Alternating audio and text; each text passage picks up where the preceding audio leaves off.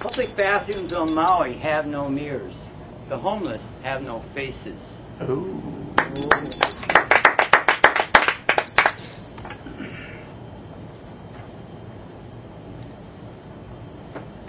I want to apologize. First, to this assembly. I humbly beg your forgiveness. And I want to express my remorse to the grand jury, to the commissioner, and to Congress, who launched this investigation into allegations of my use of performance-enhancing drugs. And although I was able to fool everyone by tricking the drug testers one by one, I come before you today to humbly and regretfully say, yes, I've been taking human growth substances to improve my performances, unleveling the playing field, and violating the commissioner's rules of conformances. I yield to your mercy for my bringing disgrace to my colleagues, my nation, and the human race. Yes, I confess to writing 33 haikus on 5 cups of Starbucks and Lava Java espresso brews. I only... Here's my wrist.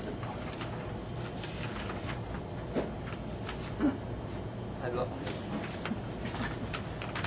Sorry about this delay, Commissioner. I'm not really as organized as I should be. It's an emotional moment for me.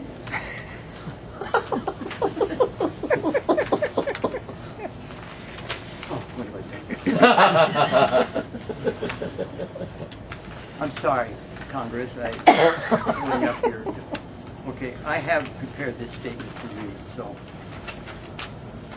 here we go. I'm sorry. On August 8th, I inscribed 18 sonnets, 8 plantoons, and 3 Scottish hymns, while sipping British tea and chug-a-lugging M&Ms. I admit to composing half of a 3-line haiku on Sleepy Time's tea, and 108 sestinas on ginseng and honey extract from registered organic bees. Half of my poetic words were created on pakalolo and other herbs.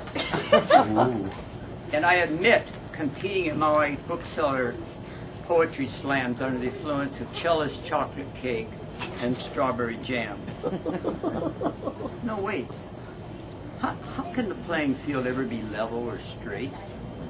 At 5'6" or 7, how can I compete with 7'8" in basketball heaven? The same with rhyme. It differs from mind to mind. No mind the same. Commissioner of Poetry? You're a Hall of Fame. You're Poetry Hall of Fame.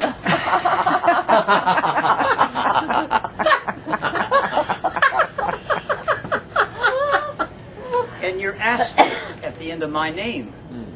I have a right to be the best that I can be. Whether it's on steroids, bananas, water, or vitamin-fortified green tea.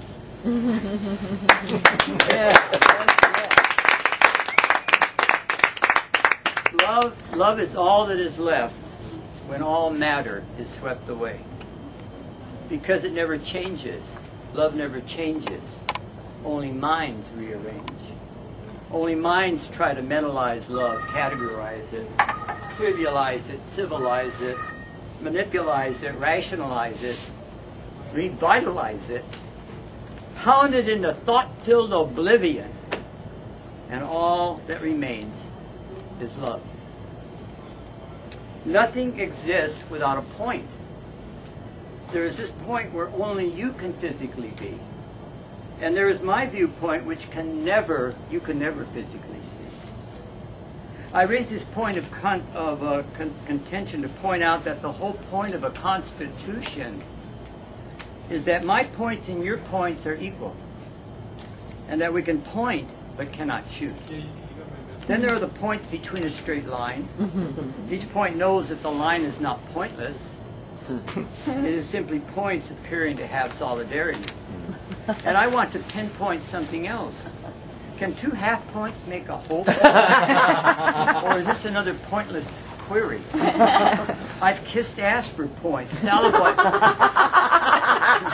Salivate over pointing nipples. Then there are these Olympic points, set points, sex points, match points, vague points, vantage points, point break, pencil point, gun point. And if West Point produces soldiers, does East Point graduate conscientious objectors? I'm wondering exactly what the point of war is. Is the point money, oil? Is the point that civil wars created keeps weapon makers motivated? What's your point of view? Are there points along your path which help you to point out that although nothing exists without a point, everything exists without one?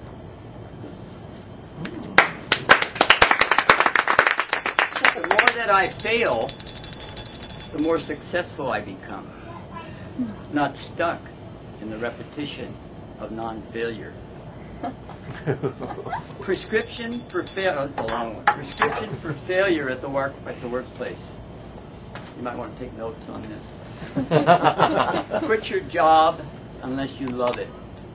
Trade time for peace of mind. Accept what is and lead with your heart. And avoid departure from the now. And forget nothing and forgive it all. Look not up or down at other crowns. Trust a friendly dog before a friendly human being. And start seeing each moment equally. Downsize needs and barter more. Meditate at coffee breaks. Know that love is everywhere. And care more by caring less. Say no with neither love nor fear. Hesitate before you fear and hate. Want only what you have now and allow it even to go. Go nude at Little Beach and give your ego a break. Be alone when you roam. Treat commitments to self the same as commitments to others. Let lovers come and go.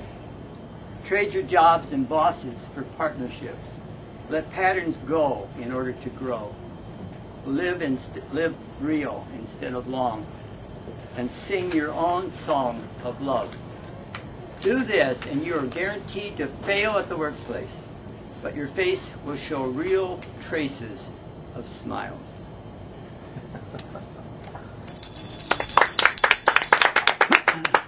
Give up hope and you give up hopeless. Hope is the opposite of unconditional acceptance. Hope depends on a future. Unconditional acceptance needs only now. The journey is now. The destination is now. All is now. Now is all we truly know. I thought I was a poet. Then I realized I was only doing poetry. Then I thought I was you. And I realized I am. My last poem is for you. You who paid for my teeth with your encouragement and help and government taxes. Thank you, ladies and lasses. And a special mahalo to Renee Abraham, for it was her idea for me to surrender my stubborn ways to the man. And if I had procrastinated for a while, I wouldn't have won this whitish smile. But now I have a brand new concern. If some hottie wants me for a sensual turn, I will always wonder if it's my falsies or me. then again, why not be grateful just to be? Because aren't all illusions the costumes of dreams? And oneness, the spaces between the seams? Thank you very much. Yeah.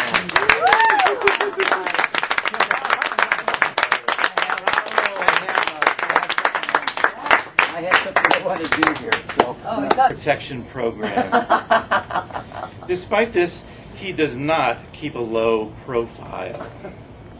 I imagine him to be Calvert Kincaid, a jovial possum of a man from a muddied, questionable line of blue bloods, suffering the indelicacies of postbellum life in Birmingham. He is an escapee from a John Grisham novel, a fallen attorney in ivory suit, Panama hat, fingering his omnipresent scotch. He has dogs that live under the house. He talks his way into hospitals after hours and into last wills and testaments. He once appeared in drag and looked quite attractive in a production of Charlie's Aunt, but for unexplained reasons, Act 2 was interrupted by law enforcement. He is a middle-aged frat boy with cheeks still ruddy 3 days after some incident he won't divulge regarding Harper Lee's rose bushes. But don't believe a word of this Faulknerian legend. Don't blame Tim. The above words come from my twisted mind. In truth, Tim Kelly has always depended upon the kindness of strangers like H.D. Moe. Tim navigates the vagaries of fortune with grace and horse sense and bluster. All I need to know about Tim Kelly is the compassion I hear when he speaks of small brown legs amid the rubble of the 16th Street Baptist Church. All I need to know about Tim Kelly is the deep tenderness I see as he reads a love poem secreted onto his private screen without raising his eyes. Without raising his eyes, what is genuine is revealed in his eyes, what I see in his moist eyes.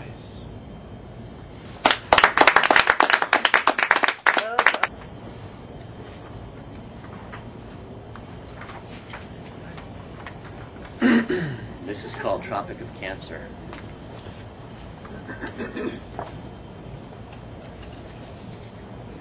Tropic of Cancer. I am a diatribed love arrow, piercing the bloated, gluttonous Pacific sun. I am the white hot between the lines, reading Tropic of Cancer. I am the hunger, feeding the disease of memory. I want to fill your past with my swollen prick and iron smash out your wrinkled hue of me. Laden atop, not between, not ever between those sterile sheets with the dusty comforters from unfulfilling past lovers, and spread the view from this uncomfortable ergonomic seat. The belches bus and husky hum cracks into a high-pitched scream, my ears pierced by your words and the howling, numbing nothing that moved them. The fragmented cacophony wings westward toward the too fucking beautiful postcard look at the whale-breached ocean today. The palm trees' unison song of one hand's clapping together, separately, silently, mocks the tryst of sorrow we shared. All